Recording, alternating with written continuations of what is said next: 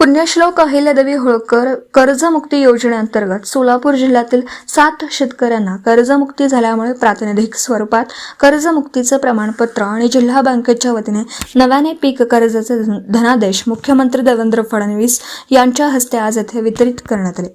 संकटामध्ये आलेल्या व कर्ज भरू शकत नसतील अशा शेतकऱ्यांना मदत करण्यासाठी कर्जमाफी देण्याचा शब्द राज्य शासनाने पाळला असून देशातील ही सर्वात मोठी कर्जमाफी राबवण्यात येत असल्याचं मुख्यमंत्री यांनी यावेळी सांगितलं। पंढरपूर कृषी उत्पन्न बाजार समिती येथे आयोजित सुधाकर पंत परिचारक राज्यस्तरीय कृषी महोत्सवाच्या उद्घाटन प्रसंगी मुख्यमंत्री बोलत होते। यावेळी पालकमंत्री जयकुमार गोरे, आमदार गोपीचंद पडळकर, राजेंद्र राऊत, समाधान आवताडे, अभिजित पाटील, विजयकुमार देशमुख, उत्तमराव जानकर, नारायणराव पाटील, माजी आमदार प्रशांत परिचारक, जिल्हा परिषदेचे अध्यक्ष दीपक वैद्य, पंढरपूर कृषी उत्पन्न बाजार समितीचे चेअरमन हरीश गायकवाड आदी उपस्थित होते। राज्यातील 56 लाख शेतकऱ्यांना कर्जमाफी मिळणार असल्याचं सांगून मुख्यमंत्री श्री फडणवीस म्हणाले, नियमित कर्ज भरलेल्या शेतकऱ्यांनाही त्यांच्या खात्यावर 50,000 रुपये देण्यात येणार आहेत। कर्जमाफीची भव्य सुरुवात करण्याऐवजी पांडुरंगाच्या नगरीत जिथे शेतकरी, वारकरी इतक्या मोठ्या प्रमाणात येतात तेथून याची सुरुवात करावी या उद्देशाने आज येथून कर्जमाफीची सुरुवात करण्यात येत आहे।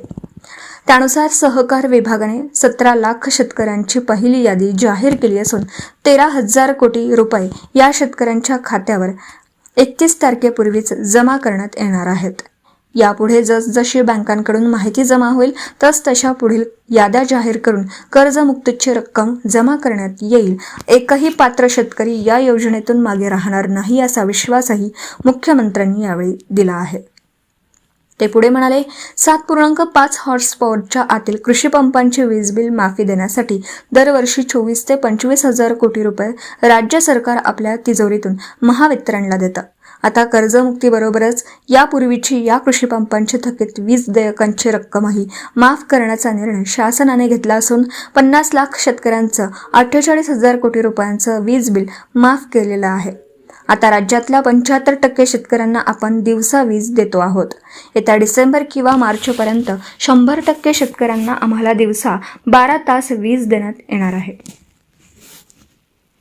कर्जमाफी, वीज देयकांच्या रकमेची माफी या व्यतिरिक्त गतवर्षी शेती क्षेत्रामध्ये वेगवेगळ्या सबसिडींच्या माध्यमातून ठिबक सिंचन, खते, ट्रॅक्टर किंवा यांत्रिकीकरण आदींसाठी सुमारे 95,000 कोटी खर्च केले आहेत।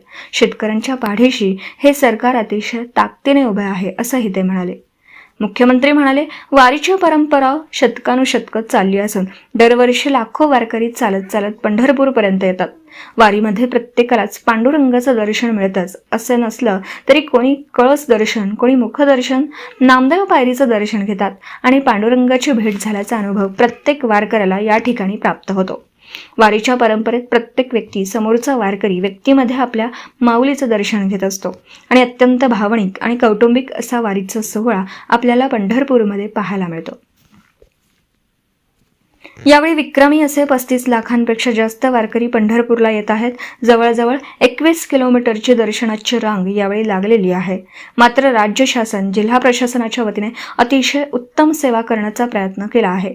वारकऱ्यांच्या निवासासाठी जर्मन हँगर्स, तेथे पाद्यसेवा, वैद्यकीय सेवा आदी सर्व प्रकारच्या सेवा अतिशय उत्तम पद्धतीने करण्याचा प्रयत्न केला आहे।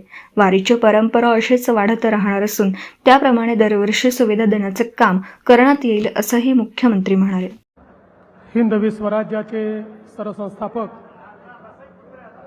छत्रपती शिवरायांना मानाचा मुजरा करतो।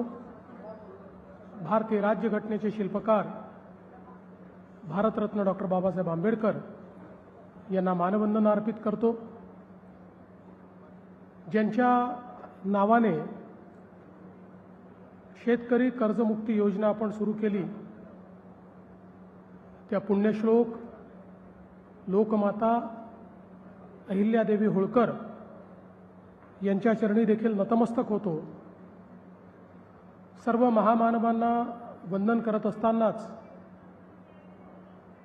आदरणीय मोठे मालक सुधाकर पंत परिचारक यांना देखील विनम्र आदरांजली अर्पित करतो।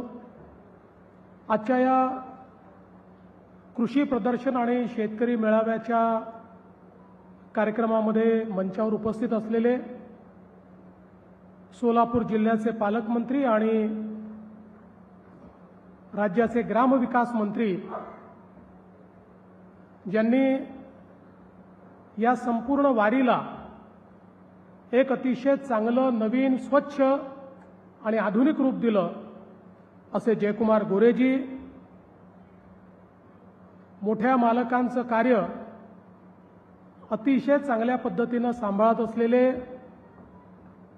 सन्मान्य प्रशांत मालक परिचारक, लोकप्रिय आमदार समाधानदादा अवताडे, माजी मंत्री ज्येष्ठ आमदार विजय मालक देशमुख, राजेंद्र राऊतजी, नारायणाबा पाटीलजी, गोपीचंद पडळकरजी, अभिजित पाटीलजी, उत्तमराव जानकरजी, जिल्हा परिषदेचे अध्यक्ष श्री वैद्य, श्री हरीशदादा गायकवाड, श्री राजूबापू गावडे, श्री रणजितदादा शिंदे, श्री कैलास खुळे, शुभम आगावणे, सुभाष मस्के, चेतन सिंग केदार, श्री कार्तिकेयन जिल्हाधिकारी, सहकार आयुक्त श्री दीपक तावरे, श्री शुक्राचार्य भोसले, श्री बाबासाहेब जेजूरकर, श्री दिग्विजय आहेर, मंचावरील सर्व मान्यवर आणि या ठिकाणी उपस्थित सर्व शेतकरी, वारकरी, भगिनी आणि बंधूंनो, सर्वांना माझा जय हरी. आज अतिशय आनंदाची गोष्ट आहे की पुन्हा एकदा या पंढरीमध्ये, पांडुरंगाच्या नगरीमध्ये आमच्या शेतकऱ्यांसोबत या कृषी प्रदर्शनाच्या निमित्ताने मी उपस्थित आहे. खरं तर ही वारीची परंपरा जी शतकानुशतके चालली आहे आणि कुठलंही निमंत्रण नसताना, कोणीही आयोजक नसताना गावोगावून वारकरी निघतात, दिंड्या निघतात आणि चालत चालत पंढरपूरपर्यंत येतात आणि जगातली ही एकमेव अशा प्रकारची वारी आहे की ज्या वारीमध्ये सर्वांना पांडुरंगाचं दर्शन देखील मिळत नाही. कोणी कळस दर्शन घेतं, कोणी मुखदर्शन घेतं, कोणी नामदेव पायरीचं दर्शन घेतं, पण कुठलंही दर्शन घेतलं तरी पांडुरंगाची भेट झाल्याचा अनुभव हा प्रत्येक वारकऱ्याला या ठिकाणी प्राप्त होतो. आणि एवढंच नाही तर वारकरी जेव्हा एकमेकाला भेटतात त्याही वेळी जय हरी म्हणत, रामकृष्ण हरी म्हणत, माऊली म्हणत एकमेकाचे पाय पकडतात, एकमेकाला दंडवत नमस्कार करतात, साष्टांग नमस्कार करतात. कारण या वारीची परंपरा अशी आहे की प्रत्येक व्यक्ती समोरच्या वारकऱ्यामध्ये, समोरच्या व्यक्तीमध्ये आपल्या माऊलीचं दर्शन घेत असतो. आणि म्हणून अत्यंत भावनिक आणि कौटुंबिक अशा प्रकारचा सोहळा आपल्याला या पंढरपूरमध्ये पाहायला मिळतो. आणि यावेळी तर सगळे रेकॉर्ड तुटतायत. इतक्या मोठ्या प्रमाणात वारकरी या ठिकाणी येत आहेत. 35 लाखापेक्षा जास्त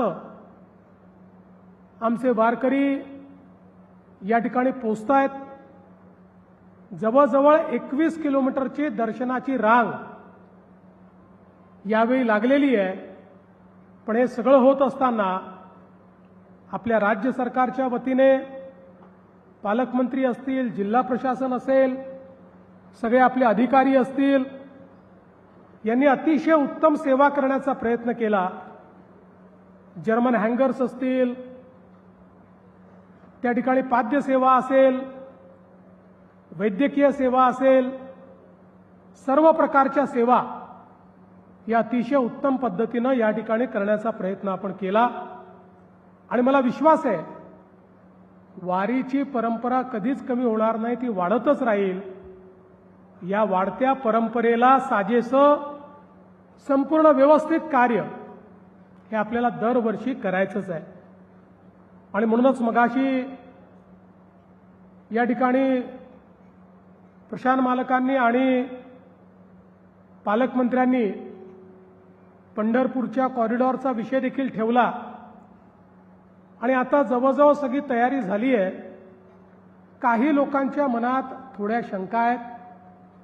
बहुतांश लोकांना आता हे लक्षात आलेलं आहे की त्यांनी मनात घेतलं त्याहीपेक्षा चांगलं पुनर्वसन आम्ही देतो. काही थोडक्या लोकांच्या मनातल्या शंका देखील आम्ही त्यांच्याशी चर्चा करून दूर करू. आणि माझा दावा आहे की महाराष्ट्रातल्या कुठल्याही तीर्थक्षेत्रामध्ये आजपर्यंत झालेल्या पुनर्वसनापेक्षा उत्तम, चांगलं आणि मोठं पुनर्वसन हे या ठिकाणी आम्ही पंढरपूरच्या कॉरिडॉरमध्ये देतो. एकही व्यक्ती शिल्लक ठेवणार नाही की ज्याला आम्ही समाधानी करणार नाही. 100% लोकांचं समाधान हे करण्याचा उद्देश घेऊनच हे आम्ही करतो. कारण आम्हाला माहिती आहे आज 30-30 लाख लोक ज्यावेळी पंढरपूरमध्ये येतात, मनामध्ये भीती असते, काय होईल. ही शिस्तीची माणसं आहेत, एकमेकाला सांभाळून घेणारी माणसं आहेत. परंतु आपल्याला माहिती आहे अपघात हा सांगून येत नाही. त्यामुळे प्रशासनापासून मुख्यमंत्र्यापर्यंत, पालकमंत्र्यापासून तर आमदारांपर्यंत सगळ्यांच्या मनामध्ये वारी संपतपर्यंत, आषाढी संपतपर्यंत, दुसरा दिवस होतपर्यंत आणि वारकरी सुखरूप घरी जातपर्यंत एक अनाहूत भीती असते की सगळं नीट झालं पाहिजे. पांडुरंगाच्या कृपेनं ते नीट होतंच. पण केवळ पांडुरंगाच्या भरोशावर हे सोडून चालणार नाही. आपल्यालाही व्यवस्था कराव्या लागतील. या वाढत्या संपूर्ण वारकऱ्यांकरता आणि आता देशभरातनं लोक या ठिकाणी येत आहेत, त्यांच्या योग्य व्यवस्था व्हाव्यात या दृष्टीनं खऱ्या अर्थानं आपण या सगळ्या व्यवस्था या ठिकाणी सुरू केल्या आहेत. मला अतिशय आनंद आहे की आज आपण या कृषी प्रदर्शनीमध्ये आहोत. 2015-16 साली ज्यावेळेस मोठ्या मालकांनी प्रदर्शनाची सुरुवात केली त्यावेळी मी स्वतः या ठिकाणी होतो. आणि जी बाजार समिती आहे, अतिशय उत्तम कारभार करणारी बाजार समिती की ज्यांनी 16 कोटीपासनं आता एक प्रचंड मोठी भरारी मारत इतका मोठा आपला विस्तार केलेला आहे की महाराष्ट्रातल्या उत्तम बाजार समित्यांमध्ये या बाजार समितीची गणना या ठिकाणी केली जाते. हे सांगताना मला आनंद होतो. आणि शेवटी येणारा वारकरी हा शेतकरी आहे. आमचे शेतकरी, शेतमजूर, बारा बलुतेदार हेच या वारीमध्ये सगळे येत असतात. आणि म्हणूनच त्यांच्यापर्यंत चांगलं तंत्रज्ञान पोचलं पाहिजे. शेतीच्या क्षेत्रात जे नवीन प्रयोग चाललेले आहेत ते पोचले पाहिजेत. या दृष्टीनं खऱ्या अर्थानं या कृषी प्रदर्शनाची सुरुवात झाली. आणि दरवर्षी नवनवीन प्रयोग हे आपल्याला या ठिकाणी पाहायला मिळतात. नवीन वाण आपल्याला पाहायला मिळतात, नवीन पद्धती आपल्याला पाहायला मिळतात, नवीन यंत्रसामुग्री आपल्याला पाहायला मिळते. आताही आम्ही आलो तेव्हा आर्टिफिशियल इंटेलिजन्स AI वर आधारित काही स्टॉल्स या ठिकाणी आहेत. भविष्यामध्ये शेतीच्या क्षेत्रामध्ये AIचं महत्त्व ओळखून महाराष्ट्र हे पहिलं राज्य आहे